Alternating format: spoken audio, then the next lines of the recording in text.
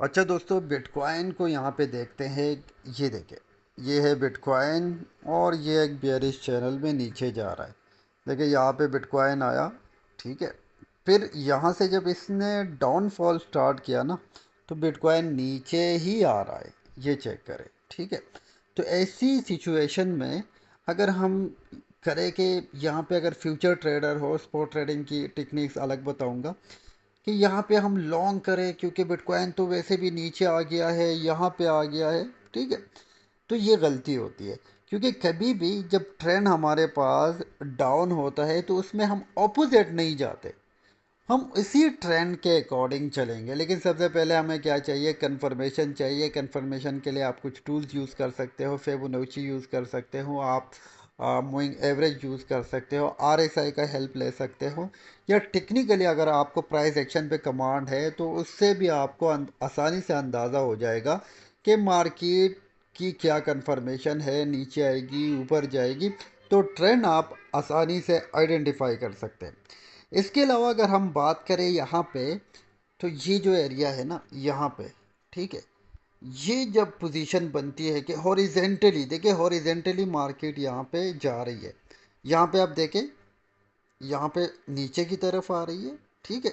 मतलब ऐसी नहीं है कि मार्केट एक ही जगह पे, जैसे यहाँ पे एक ही पॉइंट पे नीचे ऊपर हो रही है, यहाँ पे मार्केट नीचे आ रही थी, अब यहाँ पे मार्केट एकोमुलेट हो रही है। तो इसके बाद क्या करना है? इसके बाद हमें थोड़ा सा वेट करना है। हमने यहाँ पे, अगर मैं आपको दिखा सकूँ, इसको थोड़ा सा हम जो है वो जूम कर देते हैं, और यहाँ से थोड़ा और इसको हम बड़ा कर देते हैं, ठीक है।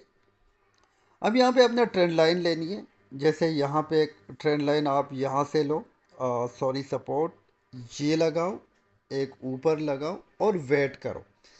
अब ये दो लाइन आप लोगे ना, इन दो लाइन में से जो भी लाइन ब्रेक होगी उस डायरेक्शन में क्विक प्रॉफिट के लिए आप जा सकते हैं, ठीक है। अगर ऊपर की लाइन ब्रेक होती है तो उस सूरत में क्या है, आप 30% आप अगर ट्रेड लेंगे तो उसमें आपको कामयाबी मिलेगी, उसमें आपको प्रॉफिट होगा। और अगर नीचे की आपकी लाइन ब्रेक होती है तो वहाँ पे आपको 70 to 80% प्रॉफिट मिलने के चांसेस होते हैं। अब यहाँ पे ऊपर में चांसेस क्यों कम होते हैं? क्योंकि यहाँ पे कंफर्मेशन आपके पास क्या है, बियरिश ट्रेंड की। और जैसे ही आपके पास ट्रेंड होता है उसके अकॉर्डिंग अगर यहाँ पे कोई ब्रेक मिलता है तो ये आपको ज़्यादा प्रॉफिट देता है। और जब आप इसके अगेंस्ट ऊपर लगाते हो तो वहाँ पे आपको 5-6% प्रॉफिट मिलता है, लेकिन नीचे की तरफ अगर आपको मिलना हो तो आपको 20, 30, 40, 50 उससे भी ज़्यादा मिल सकता है। अगर यहाँ पे मैं आपको ये दिखाऊं, ठीक है, ये देखें। अब यहाँ पे ये सिचुएशन आपको यहाँ पे मिल सकती है कि बिटकॉइन जब इसी तरह का ये मूवमेंट थी, ठीक है, ये भी यहाँ पे बिल्कुल हॉरिजेंटली एकुमुलेट हो रहा था, ठीक है। उसके बाद क्या हुआ कि अगर यहाँ पे लाइन ड्रॉ की होती नीचे ऊपर, ठीक है, ऊपर जब ब्रेक हुआ आपने ट्रेड ली तो यहाँ पे प्रॉफिट आपको बना होगा, लेकिन कम बना होगा। अगर नीचे की यहाँ पे जब इसने इसको ब्रेक किया है तो यहाँ से आपको कितना प्रॉफिट मिलता?